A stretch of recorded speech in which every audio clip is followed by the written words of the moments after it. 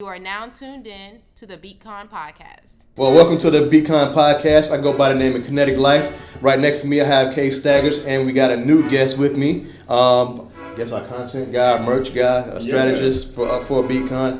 TJ, what's happening? All right. What's up, fellas? How y'all doing? Good, man. I'm glad to be back, man. I am glad to be back. It's been a while. Yeah, it's been a while. We actually officially hit on a year in July. I think like last week.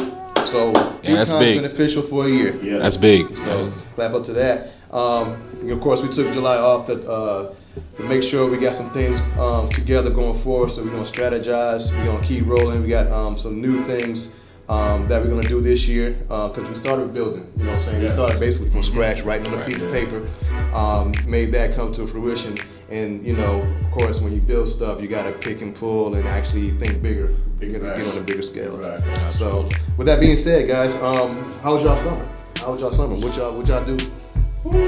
So far, so good. So far, so good, man. Can't complain. I'm trying to enjoy every day the weather allows me to. Right. But other than that, working, man. Make sure you click the link in You the had some bio. photography gigs? Or? Yeah, I've had a couple photo gigs. I know a couple weeks ago, I was at, on the 3rd, I was at the 80s, 90s, I guess the 90s, 2000s party that was hosted by Maya. That was pretty dope. Oh, yeah. That was pretty dope. Yeah, we were all there. So we already know. Yeah. That was fun. That and then just like random gigs in between because I know that same week I did Mo Better Soul Off sessions with Rich Jacobs and that was really fun. Okay. So and that's been it, pretty much that and doing Beat Conn stuff. Yeah, there you go. That's a given. Yeah. Yeah. So I just actually had a couple of DJing gigs here and there. Yesterday I did a grand opening for a gym barbell gymnasium in Elgin, South Carolina. Oh, cool. So that was pretty dope. And the owner is actually my former trainer. Well, she still is my trainer at Title Boxing. So we had that relationship already. She was like, "Hey, I got an opening. I'm doing a grand opening for the gym, whatnot. That's dope. It's like I'm doing like a little grand opening. So why don't you come through and spend for us for a little while?" So I was there for a couple hours. It was actually pretty good. It was pretty fun. So I had that. What else? I did a wedding. What was that? I did New York and Pimp. I did it. I did New York. But that's actually fun, man. It's cool because actually it was fun though. It was actually fun because Saturday morning it's women who are middle aged or under. They go shopping. That's what they do on Saturday. So I'm playing their type of music, and they loved it, man. You know what I'm saying? So I did that for a couple of hours and. You remember there playing Wild I'm sure he was in there somewhere. Nah, it was. You kept it hip hop. No. You see how you said no? Strictly like, I played a little bit hip hop. I snuck in there some Nicki Minaj and stuff like that. You know what I'm saying? The top 20 hits, but they looking to hear like Whitney Houston. Pebbles. You know what I'm saying? They want Right. to hear Earth, Wind and Fire. Stuff like that. So yeah, so they want to hear all those type of jams, and it was. It was dope. Yeah, they gonna have you back. Actually, I had a couple of leads out of that too. So, Yeah, I figured that. I said they gonna have you back. That's the first thing I thought of. That's even got it. That's for. They will refer you to other people, their friends. Yeah. That's good target audience. Especially stuff like that. Yeah. So I had a couple of gigs DJing here and there. Going forward, I got doing a back to school jam for Title Boxing, so we getting that started. We got a gig together in October. I got another birthday in October and some stuff going on down in December down the line. Yeah, so back in June 7th, we had our first beat battle. It was dope. It was it was phenomenal. Actually, I'm just going to exaggerate because it's exactly what it was. Everything we thought it was going to be. First time in a couple of years in Columbia, South Carolina, we had our beat battle at the White Mule. What you guys think of it? Man, it was amazing. Yeah, man, everything worked out. I was gonna say according to plan, but it wasn't according to plan. But like it should have worked out. Let's put it like that. Now, that was the beauty of it, though, man. Because we actually had an agenda, man, but it actually kept us on our toes. Make sure everything that we wanted to run smoothly, that was the most important to us, ran smoothly. So, all three of us, we got experience in putting things on, you know what I'm saying, organization-wise, so it's like nothing went too crazy. At that point, we figured that we needed more hands on deck, though. Yeah, but it was a learning experience for everybody, man. Literally, everybody learned something that night, and for it to turn out to be as good as it was. You can't complain with too much. Yeah. You know what I'm saying?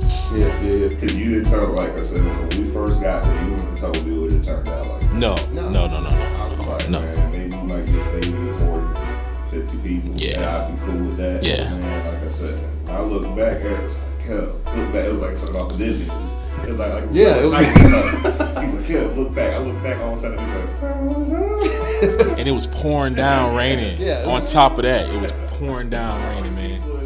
Yeah. All kinds of X factors there. It was like my first event, That was actually. love. We was expecting 30, 40, 50 people. We slam packed it. It was like 100 something people in there. You know what I'm saying? Packed from wall to wall. You know what I'm saying? Everybody looked like they enjoyed themselves. Yeah. It was a bad storm. There was people actually coming afterwards saying, where's it at after it was over with? Yeah. You know what I'm saying? Mad that they missed it. Yeah, mad that they missed it. You know, I thought that was dope. I don't want to go too much in detail, but before that, we actually had another location that we was going to have this beat battle at. And at the last minute, within 2 weeks, we turned around and, you know, put it together.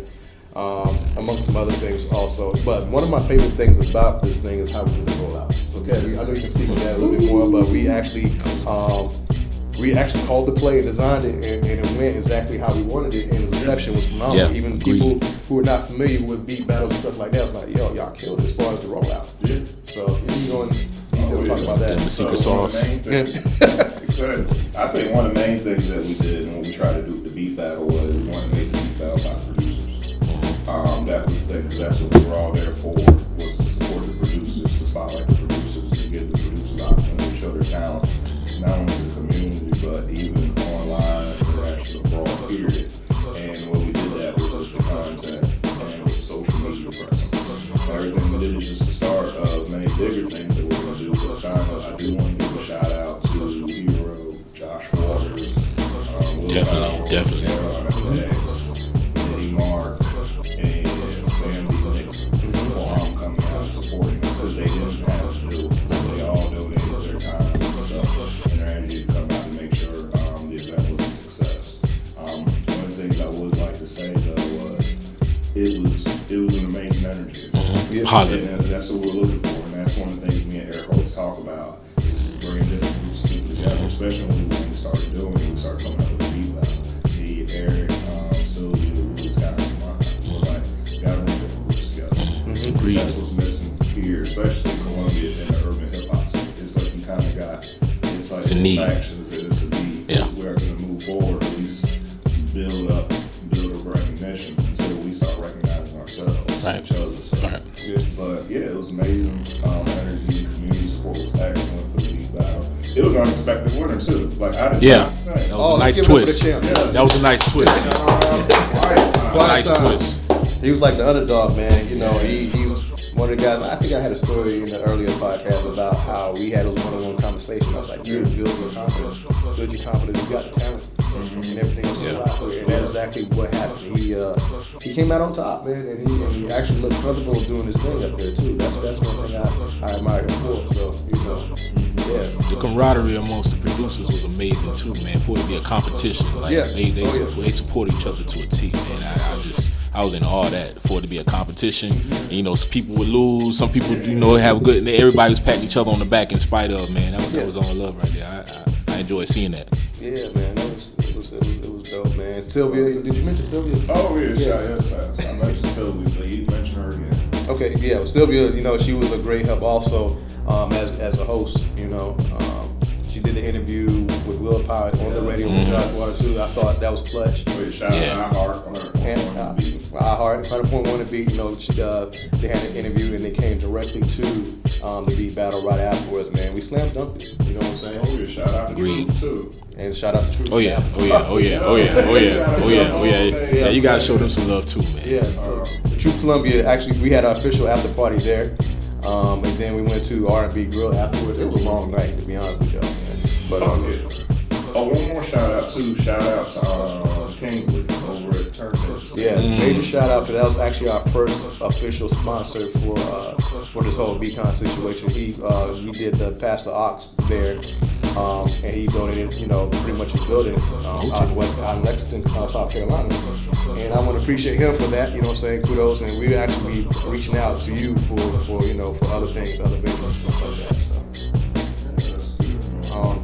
The y'all have any critiques or anything y'all didn't like? I mean, you don't have to go in detail about and start naming names and stuff like that, but you know, it wasn't a perfect event. But you know, as far as what could be better.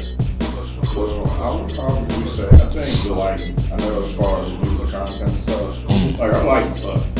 Yeah. Like our lighting was bad. Like we have a lot of the video was good, but it's very smoky, very mesquite-like. Yeah. Just getting that light together for that. Right. I would say just everybody's a team. We did a good job working as far as with time limit, and I was definitely excited about that. It's just making sure that we're all experts when it comes to the beat battle rules and stuff. Because I think we had an issue in the battle with the issue quiet time versus grip tight pro.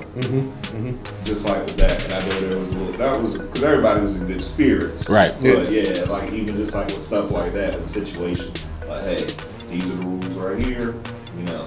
Yeah, that's one thing we didn't talk about because that was actually an unexpected thing.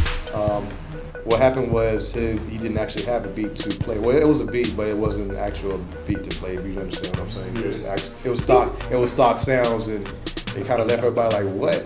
And so what happened was Grip Tight tried to play another beat, and you know, of course, before I got a chance to say anything, everybody's like, nah. Right. You know, and I was like, hey, according to the crowd, they beat me to it, but you're disqualified. He was a little salty a little bit, but he understood why that happened. So, yeah, but that's one of the things as a producer, man, that you understand as a competition, you gotta be ready. You gotta be ready. You know, and mistakes happen, you can't beat yourself about something like that, but, you know, just be prepared. That's it. The timing of it. 2 hours, and for us to make it work in that little bit of time frame, man, that speaks volumes, man. I just wanted to bring it up because I was hoping the next events would be at least 2 hours plus 3 hours maybe. But how much time do we actually spend watching the beat battle itself, not necessarily getting ready or doing anything like that?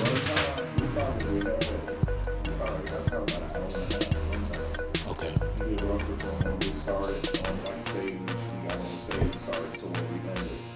That's amazing, man. All that happened in an hour and a half. Yeah. So just imagine 2-3 hours tops. Yeah. Well, that's one of the things we were pressed for because we had to switch venues at the last moment, and they kind of squeezed us in, you know, with another company or a band that was playing after us. So we were actually pressed for time. So I think, like I said, we did a good job doing that. Yeah, so, I agree, man. Yeah. I agree. All right, so going forward, man, like we said before, we're going to be on the road this year. We got to first and foremost, we switched the names from Pastor Ox to Producer Session. Make it official. It's Producer Session, not Pastor Ox. Legalities. Also, we'll be traveling this year. We're going to hit the road. So we're not going to only do events in Columbia, South Carolina. We're going to do it around the state, even out of state. Our first event is, is it August 9th? Oh yeah, our first event August 2nd. August 2nd. Producer Session. So August 2nd, we'll be at Strawberry Skies Recording Studio in West Columbia. Our second event will possibly be in Charlotte, North Carolina. Possibly. Oh, I forgot. Possibly. Yeah, so possibly our next event will be in Charlotte, North Carolina, and this could potentially be a beat battle. Let's go and throw that out there. We don't want to give the whole concept yet, but everything's on the table that we're going to be working out. Also, we're still going to have another beat battle in January. So in between those events, we're still going to have our producer session, not just producer session, but not just. Okay, we're going to have the producer session in between those beat battles. So we originally planned to have one beat battle at the end of the year or beginning of next year, but we're going to, I guess God willing, we got some other things that we got to see that's on a bigger scale. Yeah, like the opportunity just came up for us. As a matter of fact, Eric and I, we went up to Charlotte about 2 weeks ago now, right? About 2 weeks ago, it's a little over a week less, ago. Yeah, a little over a week ago. We can have, yeah. And so we went up there, met with contact through a good friend of ours, and shout outs to Petey Boy.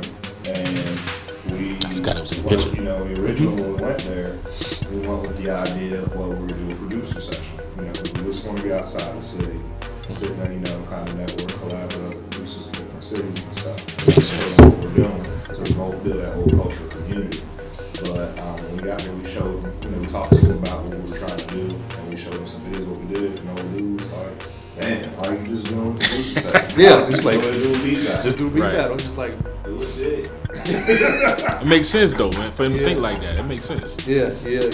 Well, I mean, when you knock on somebody's door, you don't expect the walk in. You know what I'm Right. saying? It's kind of like we're just kind of want to just do a meet and greet. Right, and right, kinda right, reach out, right. You know what I'm saying? Kind of make some contact. And he was like, shoot, let's do it. He's already Let's there. do it. So we already, you know, he gave us a whole ordeal about sponsorships and what venues going to be and stuff like that. I don't want to name names Right. yet, but you know, he just It's a good look. we already had some things on the table, and then he brought some other stuff to the table, and it just worked. So Things, man, it's definitely a blessing, man. Like, I think we're going in the right direction. And I think Agreed. if we weren't doing what we weren't doing what we're supposed to be doing, that this stuff wouldn't happen. Right. And so obviously we were going what we're doing, what we're supposed to be doing. And I think with this whole Beat Conn thing, like I said, shouts out to Eric, Kinetic Life, man, for putting everything together. Because he was going to come with the Space. idea. He put everybody together in that room.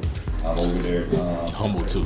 You humble too. Yeah, he's like, Hey, that's Nah, love, man, man. you know, I hate talking about myself. Nah, man, that's the Literally- truth, man. And literally, That's it the was, truth. It was a shot in the dark. I was like, man, you know, let's do something. Let's put a niche together. That's for us, man. Producers don't get much shine. So it's like it's not really about me, but it's about Right. the producers. You know what I'm saying? So when people compliment me, I'm just like, I mean, it's an act of service. That's how I see it. They don't have many platforms, man. They don't have many platforms, and I think other cities will be welcoming, just like Columbia, for that reason. Yeah. For that reason. Yeah. So, and there's other companies and stuff like that do the same thing that we do, man. But you know, it just why not have more than one thing that does the same thing? So, Nah, this is unique, man. You can't tell me different. Just listen to the latest episode of the Beat Conn podcast. Follow us on YouTube, Facebook, and Instagram.